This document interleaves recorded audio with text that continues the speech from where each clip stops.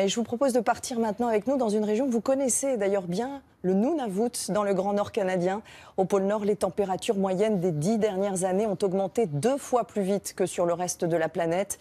Une équipe d'aventuriers bretons s'y est rendue pour immortaliser la beauté de cette région, mais aussi pour témoigner de ce bouleversement climatique. Regardez ce reportage de Thibaut Malandrin, Xavier Boucher et Serge Joux.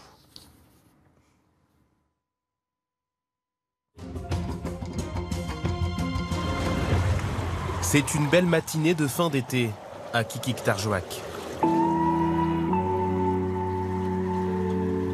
Pas de vent, une mer calme, quelques morceaux de banquise, mais qui n'empêchent pas la navigation. Alors menu les gars, une eau à moins 1,1.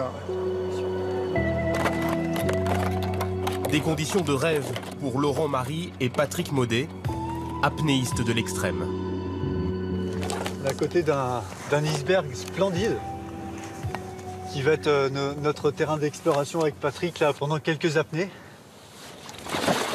De l'apnée dans une eau glaciale pour tenter d'apprivoiser la partie immergée de l'iceberg. On va essayer de voir si l'iceberg est bien vertical et puis on va descendre le long. Donc l'eau est assez claire aujourd'hui et on va voir pas mal de plancton parce que c'est assez riche, il y a beaucoup de zooplancton. À partir de 15 mètres, là, c'est extinction des lumières et on rentre dans un autre monde.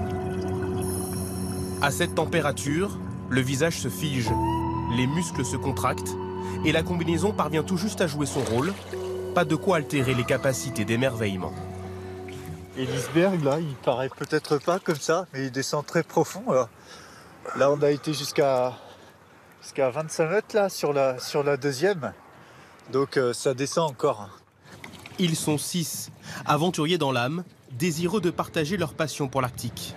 Apnéistes, photographes, navigateurs, caméramans et réalisateurs, l'équipe de l'âme bleue est partie du Groenland à bord de Vagabond, le bateau d'Éric Brossier, avant de jeter l'ancre au large du petit village inuit. Sensibiliser et partager. Un documentaire sera réalisé sur leur aventure. Mais en attendant, ils dialoguent régulièrement avec des élèves français. Il est 3 h du matin au Nunavut, 9 h dans ce collège de Brest. Combien de temps pouvez-vous tenir en apnée sous l'eau? On a eu de l'eau très froide. On a eu de l'eau allant de moins 1,8. Des fois, on a eu de l'eau jusqu'à 4 degrés. Donc ça limite notre temps d'apnée. Partage avec les jeunes Français. Partage aussi avec les enfants inuits. Une frénésie inhabituelle s'est emparée de Qikiqtarjuaq en cette fin d'après-midi. Who want to dive? Yeah. Super. La plupart des Inuits ont peur de l'eau, synonyme pour eux de monstres marins, peuplant les nombreuses légendes ancestrales. Eden, lui, c'est la première fois qu'il va aller à l'eau. Donc je pense qu'il va être vraiment très curieux. On va l'emmener très progressivement. Laurent et Patrick vont les aider à maîtriser cette peur.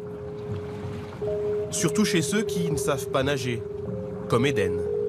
Peut-être que certains seront plongeurs dans le village de Qikiqtarjuaq.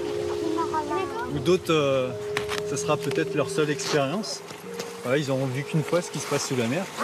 Mais voilà, au moins, ils auront cette chance-là de voir au moins une fois.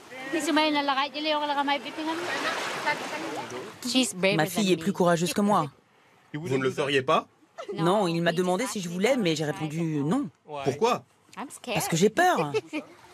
Chaque jour, ils auront été des dizaines à vouloir tenter l'expérience. Transit froid, mort de peur, mais tellement fiers d'avoir plongé. C'était marrant, mais j'ai eu peur. Oui, je sais. Mais pour une première, c'était pas mal, non? Mais j'ai froid. Ok, on plonge le filet. Les aventuriers ont également pour mission d'effectuer des prélèvements de plancton. Un projet vise à obtenir le séquençage ADN des différents planctons. C'est la nourriture de base des animaux marins, notamment des baleines, qui en consomment jusqu'à 4 tonnes par jour. Pour le moment, ils n'ont aucun bateau en Arctique, donc nous sommes les premiers. Et cette chance, en fait, c'est que comme ils regroupent 15 bateaux, ils vont pouvoir avoir quasiment des prélèvements simultanés, mais partout dans le monde. Un organisme aux avant-postes des changements climatiques et environnementaux. Du prélèvement de plancton à la plongée avec les baleines à bosse. Ou quand la science et l'aventure font bon ménage. En février prochain, les aventuriers français de l'âme bleue reviendront ici, à Qikiqtarjuaq, pour la deuxième partie de leur expédition. La neige aura alors largement recouvert le sol et les températures pourront descendre jusqu'à moins 40 degrés. Pas de quoi décourager les plongeurs qui ont prévu de nager sous la glace avec les pêcheurs de coquillages du village. Toujours dans un même objectif, sensibiliser sur la fragilité de cette nature, notamment les jeunes générations, une nature soumise ici plus qu'ailleurs aux effets du réchauffement climatique.